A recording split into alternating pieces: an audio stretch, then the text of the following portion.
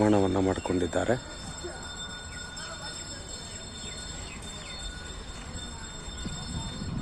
ಮೂಲ ದೇವರು ಹಾಗೆ ಚೌಡಮ್ಮ ಈ ಎಲ್ಲ ದೇವಸ್ಥಾನಗಳನ್ನು ನೀವು ಕಾಣ್ಬೋದು. ಶಿವನ ದೇವಸ್ಥಾನ, ಬೀರಲಿಂಗೇಶ್ವರ ಅಂತಂದ್ರೇ ಶಿವನ ಅವತಾರ ಪ್ರತಿರೂಪ ಆಗಿರುತ್ತೆ. ಚೌಡೇಶ್ವರಿ ತಾಯಿ ಪಾರ್ವತಿ ದೇವಿ ಹಾಗೆ ಬೀರಲಿಂಗೇಶ್ವರನ ಮೂಲ ಸನ್ನಿಧಾನವನ್ನು ನಾವೀಗ ನೋಡ್ತಾ ಇದ್ದೇವೆ. ಆ ಕಡೆ ಈ ಕಡೆ ಸಾಮಾನ್ಯವಾಗಿ ನೀವು ಬೇರೆ ದೇವಾಲಯಗಳಲ್ಲಿ ನಂದಿಯನ್ನು ನೋಡ್ತೀರಿ, ಆದರೆ ಇದರಲ್ಲಿ ವಿಶೇಷವಾಗಿ ನಾವು ಕುರಿಗಳನ್ನು, ಕೊಬ್ಬಿದ ಕುರಿಯನ್ನು ಕಾಣ್ತಿದ್ದೇವೆ. ಹಾಗೆ ಬೀರಲಿಂಗೇಶ್ವರರು ಕುದುರೆಯ ಮೇಲೆ ಹೋಗ್ತಾ ಇರ್ತಕ್ಕಂಥದ್ದು ನಾವು ಕಾಣ್ಬೋದು. ಇವರೇ ಬೀರಲಿಂಗೇಶ್ವರರು.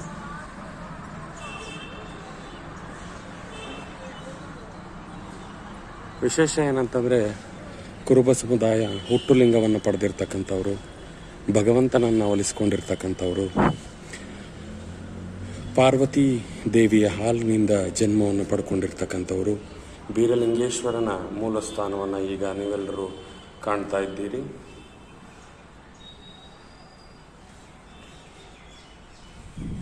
ಪಾರ್ವತಿ ದೇವಿಯ ಎದೆಯ ಹಾಲಿನಿಂದ ಹುಟ್ಟಿರ್ತಕ್ಕಂಥವ್ರು ಕುರುಬರು ಅಂತಕ್ಕಂಥದ್ದು ಜನಜನಿತವಾಗಿರ್ತಕ್ಕಂಥ ಮಾತಾಗಿದೆ. ಇದು ಪುಣ್ಯಕ್ಷೇತ್ರ ತಾಳಿಕಟ್ಟೆ.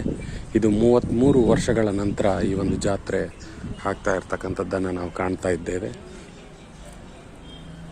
33 ವರ್ಷ ಹುಟ್ಟಿರ್ತಕ್ಕಂಥ ಮಗು ಇವಾಗ ಪ್ರಬುದ್ಧಮಾನಕ್ಕೆ ಬಂದಿರಬಹುದು.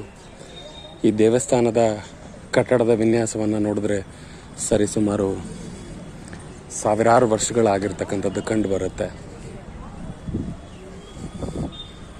ಬಹಳ ವಿಶೇಷವಾಗಿರ್ತಕ್ಕಂಥ ದೇವಸ್ಥಾನ. ನಾಳೆ ಇಂಥ ದರ್ಶನಗಳನ್ನು ನಾವು ಮಾಡಲಿಕ್ಕೆ ಸಾಧ್ಯ ಇಲ್ಲ. ಇವತ್ತೇ ಆ ದೃಷ್ಟಿಯಿಂದ, ಆ ದೃಷ್ಟಿಕೋನದಿಂದ ಇವತ್ತು ಈ ಎಲ್ಲವನ್ನು ಕಾಣಬೇಕು, ನೋಡಬೇಕು ಅನ್ನೋ ಉದ್ದೇಶವನ್ನು ಇಟ್ಕೊಂಡು ಇಲ್ಲಿಗೆ ಬಂದಿರತಕ್ಕಂಥದ್ದು. ನವಗ್ರಹದ ದೇವಾಲಯ, ಹಾಗೆ ಎಲ್ಲ ದೇವರುಗಳನ್ನು ತಂದು ಕುಳ್ಳಿರಿಸ್ತಕ್ಕಂತಹ ಮಂಟಪ,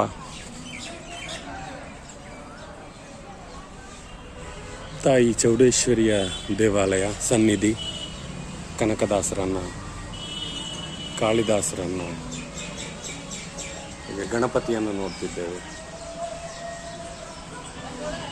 ಬಹಳ ವಿಶೇಷ ಅಂತಕ್ಕಂಥದ್ದೇ